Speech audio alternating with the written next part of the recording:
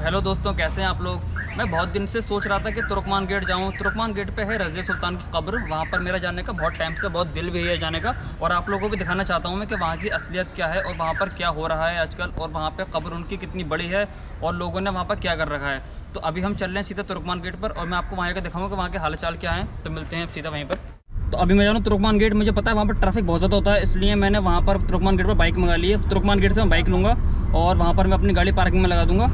तो अभी चलते हैं सीधा तुर्कमान गेट। मैं बहुत ज़्यादा लेट भी हो चुका हूँ, इसलिए अब मैं सीधा वहीं जाकर आपसे मिलता हूँ। So hey guys, what's up, welcome back to my new vlog. कैसे हैं आप लोग। तो भाई आज मैं आया हूँ एक ऐसे शख्सियत की कब्र पर, ऐसे शख्सियत के टॉम पर जिसको शायद ही कोई होगा जो नहीं जानता होगा, चाहे बड़ा हो चाहे बच्चा हो, जिसके बारे में इतिहास में भी काफ़ी कुछ लिखा हुआ है और बुक्स में भी काफ़ी पढ़ाया जाता है, जिसका नाम है रज़िया सुल्तान। तो रज़िया सुल्तान को मेरे हिसाब से सब लोग जानते हैं, क्योंकि वो हिंदुस्तान की पहली मुस्लिम महिला शासक थी।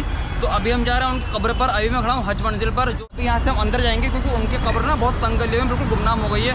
तो चलते हैं, मैं आपको भी दिखाऊंगा कैसी गलियाँ हैं उनकी कब्र पर पहुँचने के लिए। तो आइए मेरे साथ। अरे ये रज़िया सुल्तान का मकबरा कहाँ पर है। रज़िया सुल्तान नहीं, रज़िया सुल्तान का मकबरा नहीं पता।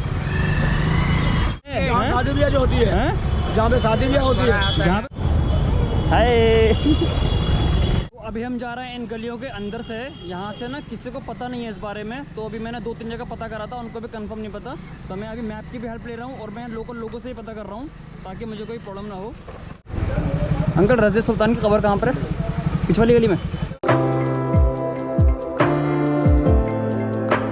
अभी हमारे साथ साथ ये बच्चा जा रहा है जो हमें बता रहा है रास्ता। ओके भाई, अभी हमें पता है इस गली में जाना है हमें, बिल्कुल अंदर। गली देख लो आप, कितनी पतली गलियां हैं।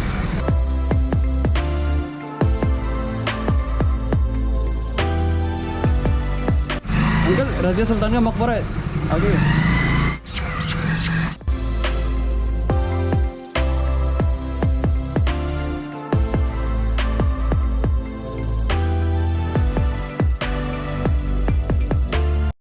फाइनली हम पहुंच गए।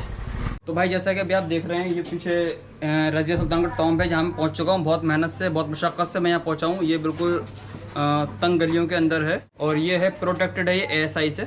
तो इतने अंदर मेरे ख्याल से शायद ही कोई आता होगा। लोकल के लोग जो है यहाँ पर, वो भी लोकल के बिल्कुल पास के नियर बाई के, जो उनको ही पता है इसके बारे में। बाकी किसी को नहीं पता, क्योंकि मैंने बहुत सारे लोगों से पता करा था, किसी को पता नहीं था। फॉरेनर भी आते हैं, टूरिस्ट भी आते हैं। हाँ, मतलब आते हैं यहाँ के अंदर है, फिर भी बहुत ज़्यादा।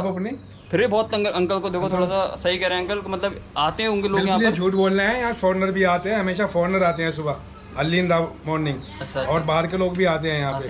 हाँ, ये मोनूमेंट है। ये बहुत अच्छी बात है इस मोन्यूमेंट। मुशक्कत से क्या मतलब है, ये पुरानी दिल्ली है। या यहाँ दिल्ली आपको मालूम नहीं, भी आप नौजवान बच्चे हो, ये दिल्ली नहीं थी पहले जब यहाँ पे आबाद, ये मतलब ये मकबरा बना है। ये सब उस वक्त कब्रिस्तान था।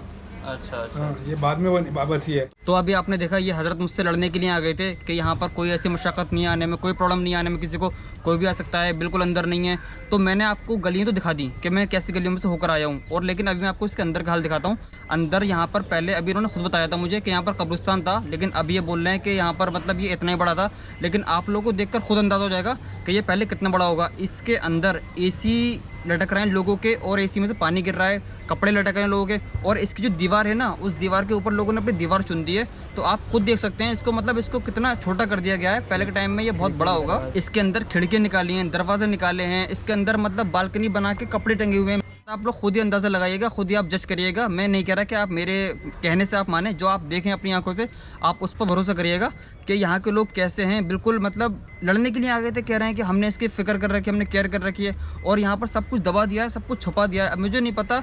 देखिए, जो हिंदुस्तान की हुक्मरान थी रज़िया सुल्तान, जिनके बारे में शायद ही कोई होगा जो नहीं जानता होगा, लेकिन उसके बाद भी आज इनको ऐसी जगह पर डाल रखा है ही कहूँगा मैं, क्योंकि भाई दिल्ली के इतने बड़े बड़े लोगों के खिताब बने हुए हैं, इतने बड़े बड़े मकबरे बने हुए हैं, लेकिन इनको एक कोने में डाल रखा है। इनका तो मकबरा होना चाहिए था बहुत बड़ा, बहुत शाही रोड पर कहीं पर होना चाहिए था, बिल्कुल बाहर, ताकि लोग आ सकें देखने के लिए। रज़िया सुल्तान की जो ज़िंदगी थी वो उन्होंने हिंदुस्तान को दे दी। उन्होंने सिर्फ उनके 3 साल 6 महीने और शायद 6 दिन उन्होंने हुक्मरानी करी थी, लेकिन वो 3 साल 6 महीने 6 दिन इतने शानदार गुजरे थे। उन्होंने बिल्कुल हक़ की बात करी थी, हक़ की लड़ाई लड़ी थी, और हक़ के लिए उन्होंने हिंदुस्तान के लिए बहुत अच्छे कदम उठाए थे। ये आप देख रहे हैं, इसमें एक कब्र रज़िया सुल्तान की है और एक उनकी सिस्टर की है। यहाँ पर देख रहे हैं अभी पत्थर लगे हुए हैं। ये पहले के टाइम में ना काफ़ी पुराना है, ये बहुत पुराना है। ये यहाँ पर ना ये काफ़ी बड़ा होगा पहले, और रज़िया सुल्तान का जन्म जो हुआ था, जो पैदाइश हुई थी उनकी, वो हुई थी बदायूं में, और जो इनकी मृत्यु हुई थी वो हुई थी कैथल में। रज़िया सुल्तान मर्दाना कपड़े पहनती थी और खुले दरबार में बैठती थी, लेकिन एक टाइम ऐसा भी आया जब लग रहा था कि रज़िया सुल्तान दिल्ली सल्तनत की सबसे ताकतवर मलिका बनेंगी, लेकिन गुलाम याकूत के रिश्तों की वजह से ऐसा नहीं हो पाया। गुलाम याकूत से उनकी प्रेम कहानी और महिला शासक होने की वजह से तुर्क उनके दुश्मन बन गए। इन दुश्मनों में उनके बचपन का दोस्त बटिंडा के गवर्नर मालिक अल्तुनिया भी शामिल थे। याकूत तुर्क नहीं था, इसलिए उनके प्रति रज़िया के प्रेम को देखकर तुर्क विद्रोह हो गए रज़िया सुल्तान के, और उन्होंने सोचा कि रज़िया सुल्तान को अब यहाँ से बेदखल कर देंगे।